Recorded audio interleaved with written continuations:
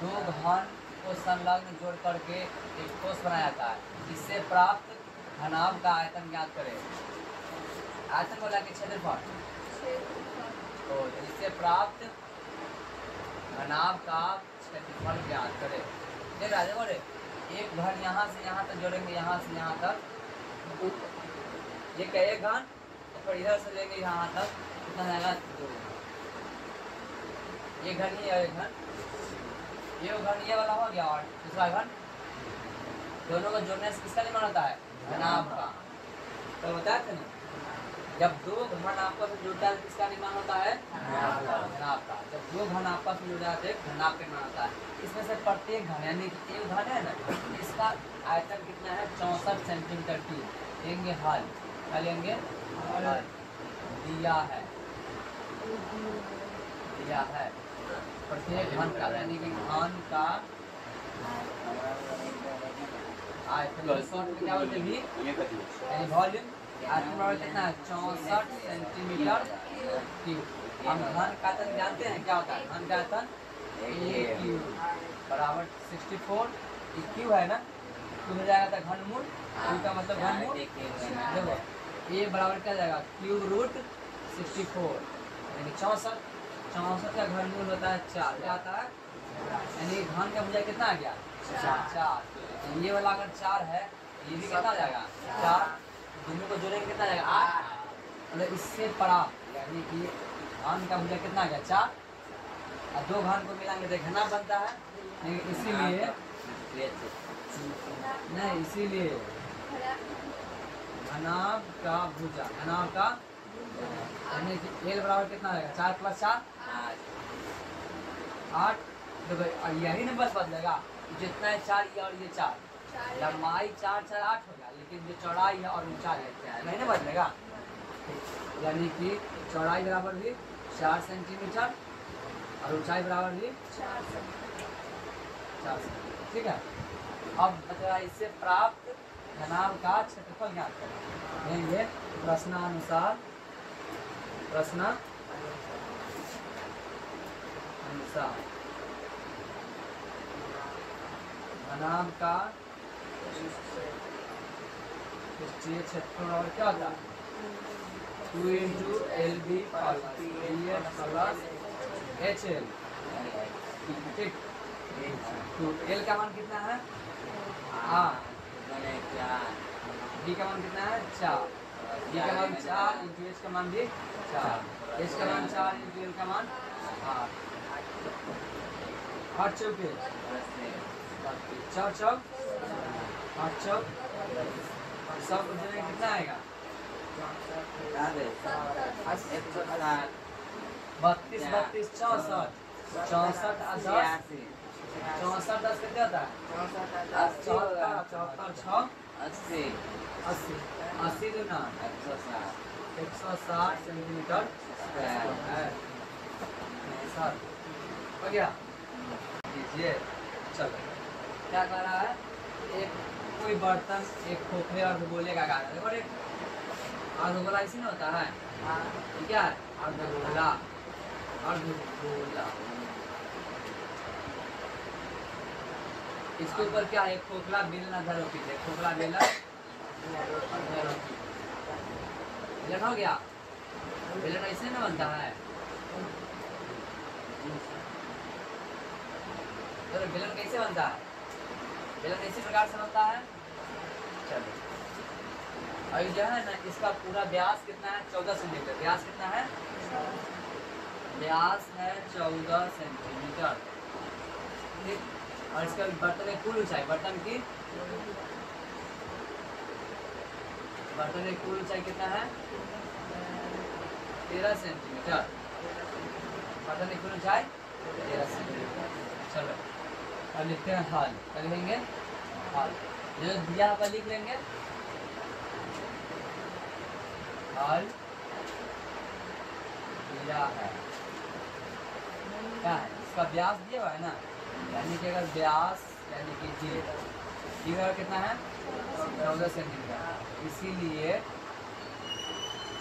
त्रिज्या यानी कि R = D/2, 14 बटा में 2 आर करेंगे कितना आएगा 7 सेंटीमीटर। आर का मान निकल गया। तो ये बर्तन की कुल ऊंचाई है 13 सेंटीमीटर।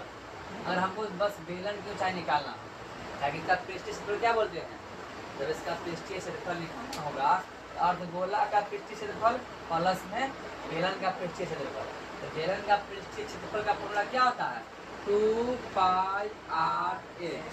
देखो 2 का मान है ये, पाई का मान 22 बरा 7, आर का मान निकल चुका है 7 और एच का मान यानी कि पूरा का ना ऊंचाई है 13 सेंटीमीटर। खाली बेलन का निकालने के लिए 13 में से ये अर्धगोला का हम त्रिज्या हटा देंगे तो क्या बेलन का ऊंचाई निकल जाएगा ना। देखो यहाँ से अगर यहाँ तक त्रिज्या है 7 सेंटीमीटर, ठीक, तो यहाँ से यहाँ तक भी त्रिज्या होगा ना। एक गोला का यहाँ से यहाँ तक जो होता है वही नहीं यहाँ होता है, वही यहाँ होता है और वही यहाँ होता है, ठीक। इसका मतलब क्या हुआ कि 7 में त्रिज्या, ये भी त्रिज्या हो गया। अगर इतना दूर यहाँ से हम हटा लेंगे तो क्या बचेगा बेलन का भाग, यानी हो जाएगा बेलन का ऊंचाई। बेलन का ऊंचाई निकाल लेते हैं। बेलन का ऊंचाई बराबर बेलन का ऊंचाई यानी कि एच बराबर 13 माइनस 7 बचता है कितना 6 सेंटीमीटर। अब कह रहे हैं खोखले बेलन का क्षेत्रफल ज्ञात करें, देखेंगे प्रश्नानुसार।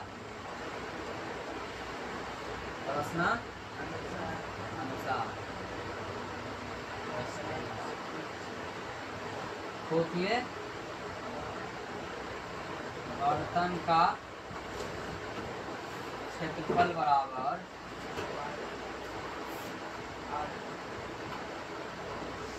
अर्धगोला का क्षेत्रफल प्लस बेलन का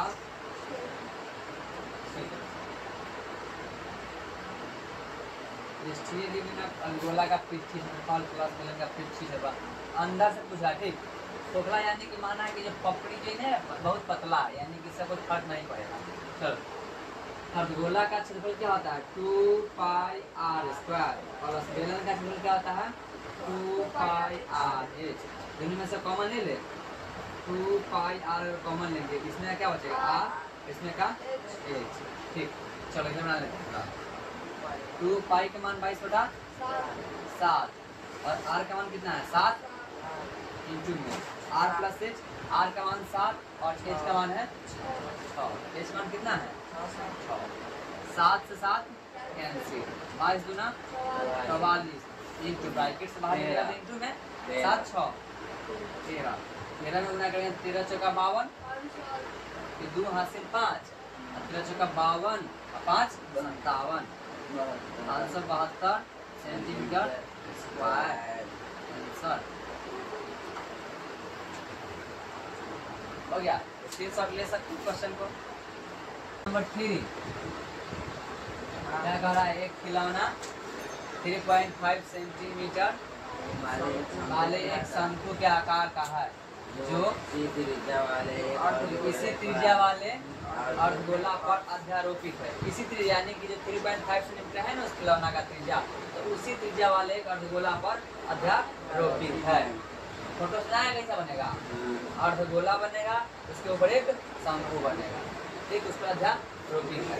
इस पूरे शंकु का मतलब जो खिलौना है इसकी ऊंचाई कितना है 15.5 सेंटीमीटर।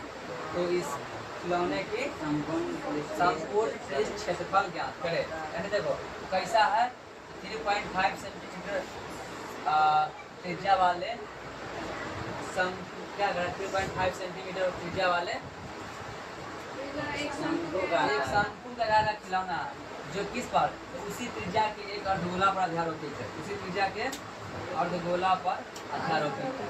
यानी कि देखो यार ये क्या है अर्धगोला क्या है, इस पर क्या है एक शंकु अध्यारोपित है, शंकु देख ले क्या है शंकु अध्यारोपित। इसकी त्रिज्या कितना है 3.5 सेंटीमीटर और इसकी संपूर्ण ऊंचाई कितना है 15.5 सेंटीमीटर। 15.5 देखो पूरा ऊंचाई दिया है ना, फिर तब क्या लिखते हैं हल दिया है, हल दिया, जो दिया उसे लिख लेते हैं, हल दिया है। क्या दिया है? त्रिज्या, खिलौने का त्रिज्या लिख लेते हैं इसे, खिलौने का त्रिज्या यानी कि r बराबर 3.5 सेंटीमीटर, ठीक है। और खिलौने का ऊंचाई, ये खिलौने का ऊंचाई है ना, कितना है? 15.5 सेंटीमीटर। तो हमको खिलौने से क्या मतलब, इसीलिए शंक्वाकार पहली में खिलौने का, उसके बाद निकालेंगे शंख का। खिलौने का ऊंचाई बराबर कितना है? 15.5 सेंटीमीटर। इसीलिए शंकु की ऊंचाई, इसीलिए शंकु की ऊंचाई बराबर क्या हो जाएगा? 15.5 माइनस में, देखो पूरा 15.5 हम बोले हैं ना, जो ये होगा वही ये होगा, इतना घटा लेंगे तो शंक्वा का बचेगा ना, शंक्वाकार भाग 3.5 सेंटीमीटर। इसमें से घटाएंगे 5 से 5 0, 15 में गया तो 12 सेंटीमीटर आ गया। इसका कह रहा संपूर्ण पृष्ठ क्षेत्रफल, तो पहले देख लीजिए संपूर्ण पृष्ठ क्षेत्रफल के लिए क्या क्या चाहिए। और तो गोला का क्षेत्रफल क्या होता है? 2 पाई r स्क्वायर, 2 पाई। और शंकु का क्षेत्रफल क्या होता है? पाई r l। तो पाई का मान पता है, r का मान यहाँ पता है, लेकिन l नहीं ना पता है। क्या निकालेंगे? l निकालेंगे। क्या l बराबर क्या होता है? √h square plus r square. h का मान कितना है? 12 का स्क्वायर प्लस r का मान कितना है? 3.5। 12 का स्क्वायर कितना होता है? 3.5। देखो इसका 5 लड़ा है ना, तो 50 25 और 3 से 1 ज़्यादा 4 4 3 12, तो 2 हो जाएगा ना स्क्वायर में। चलिए दोनों को जोड़ेंगे, कितना आएगा? 156.25। किसका वर्ग होता है? 156.25 किसका वर्ग होता है? नहीं पता है? निकालो 156.25 किसका वर्ग होता है? 12/5। क्या? 12/5। 12/5। अरे देखो 144 12 का होता है ना, 12 से थोड़ा ज़्यादा है, यानी 12 से 13 का होता है 169, तो 12 पॉइंट कुछ होगा। कितना होगा? 12 पॉइंट। चलो निकाले हुआ कितना निकाले होगा? 12.5। चलो तो इसका वर्गमूल निकाले ना, तो आएगा 12.5। कितना आएगा?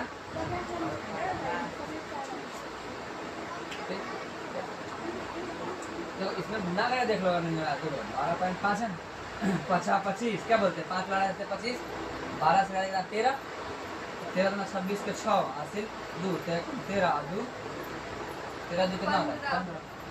कितने ना है, यानी कि सही है। इसका वर्गमूल कितना होगा? 12.5 सेंटीमीटर। ये निकल गया। अब क्या निकालना है? खिलौने का संपूर्ण पृष्ठ क्षेत्रफल लेंगे प्रश्नानुसार। क्या लिखेंगे? प्रश्नानुसार क्या कहता है? खिलौने का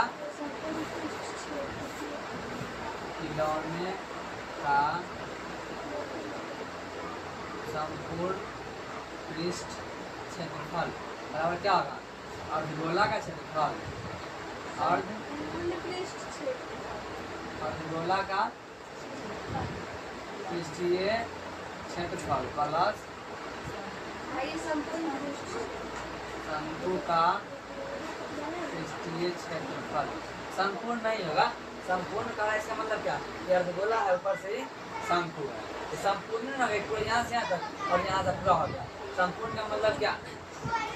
इसके अंदर वाला भी वृत्त जोड़ेंगे, इसका अंदर यानी कि अर्धगोला का जो वृत्त भी जोड़ेंगे, और शंकु का जो अंदर में आता है वो भी जोड़ेंगे। नहीं, संपूर्ण का मतलब पूरे को संपूर्ण। ठीक, अगर बेलन और ऊपर वाला वृत्त जोड़ते इसमें क्या? इसका अंदर चला गया ना, संपूर्ण यानी कि देखो यहाँ से यहाँ तक। ठीक, संपूर्ण पृष्ठ क्षेत्रफल क्या हो जाएगा? अर्धगोला का क्षेत्रफल क्या होता है? 2 पाई r स्क्वायर। शंकु का पृष्ठ क्षेत्रफल पाई r l। कॉमन ले लेंगे इसमें पाई r, इसमें बचेगा 2r तो क्या बचेगा एल। पाई का मान 5 से 7, आर का मान दिए हुआ 3.5, 2 इंटू आर का मान 3.5 प्लस एल का मान कितना है 12.5। इसको 7 से काटेंगे, 7 पचे यानी कि 0.5, 35 दूना 70 यानी कि 7.0 आएगा ना। कितना बच गया 7 प्लस 12.5। इसमें गुना करें यानी कि आधा है, 0.5 मतलब क्या होता है 22 का आधा कितना होगा 11, कितना होगा यानी कि आधा में गुना करेंगे 22 से। देखो 0.5 है, पॉइंट उड़ाएंगे तो कितना आएगा 10, 5 दूना 10, 2 से काटने कितना 11 मतलब डायरेक्टली है तो कितना आएगा 11। 0.5 रहे या 1.2 बराबर ना होता है। देखो 0.5 रहे या 1.2 बराबर होता है। देखो 22 का यहाँ पर 1.2 से अगर हम गुना करेंगे तो इससे 11 दूना कितना आ गया 11, और इस ब्रैकेट के अंदर से कितना निकलेगा 12 में 7 जोड़ेंगे तो 19, 5 है तो 19 हो गया।